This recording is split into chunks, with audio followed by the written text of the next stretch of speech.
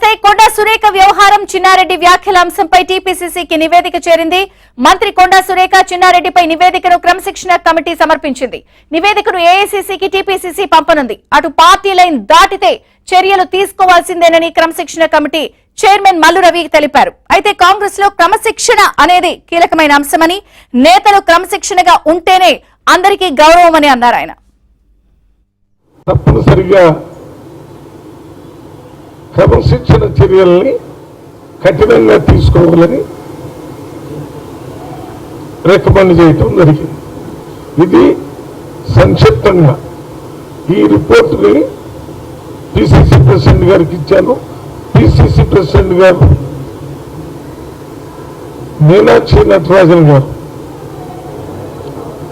AICC secretary incharge Telangana వారి దృష్టి తీసుకుని వెళ్తారని చెప్పారు.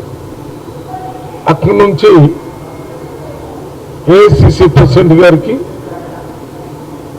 అక్కడి నుంచి ఏఐసిసి జనరల్ సెక్రటరీ ఆర్గనైజేషన్ వారికి, వారు రిమార్క్స్ తో పాటు నా రిపోర్ట్ కూడా పంపిస్తానని చెప్పారు. నా తరఫున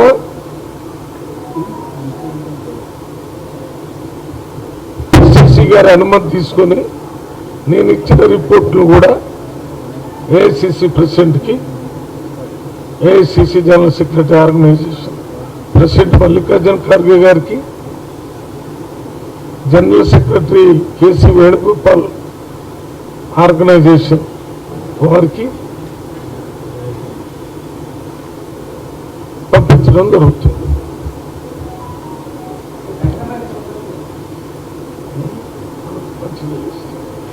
ఇది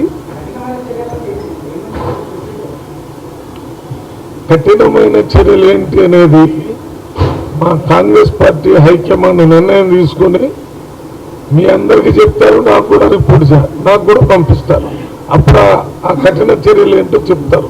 నేను రాసినవి అంతా డిసిప్లిన్, క్రమశిక్షణ దాటినట్టుగా ఉన్నారని నేను నోటీస్ ఇచ్చాను. దానికి వాళ్ళు రిప్లై ఇచ్చారు. ఆ రిప్లైని స్టడీ చేసి నేను పంపించాను.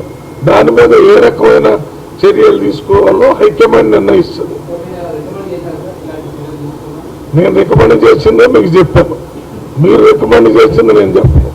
నిన్న కూడా సీఎం గారు చెప్పారు, ఊహాజనితంగా మీకు మీరే ఏదో అనుకొని అది మమ్మల్ని అడిగితే మేమేం చెప్తాం.